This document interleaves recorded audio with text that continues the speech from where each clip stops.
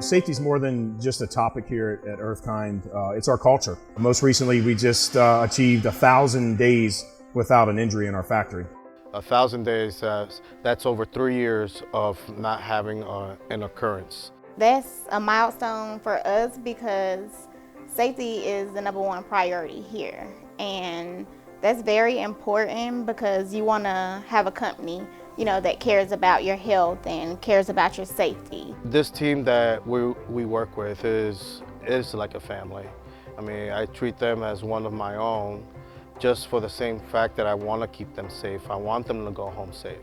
We all help one another and we all here for each other. So that's how it feels like a family to me.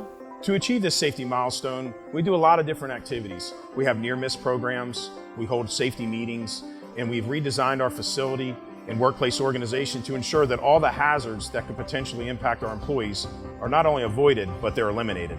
Our products are designed not to poison or kill pests, making them friendly for your home. And that focus on safety with our customers is also brought into our facility. It's our responsibility both in our environment and within our factories to keep our employees and customers safe. I feel great to be a part of that. I feel wonderful because I feel like I'm doing my part on helping our planet.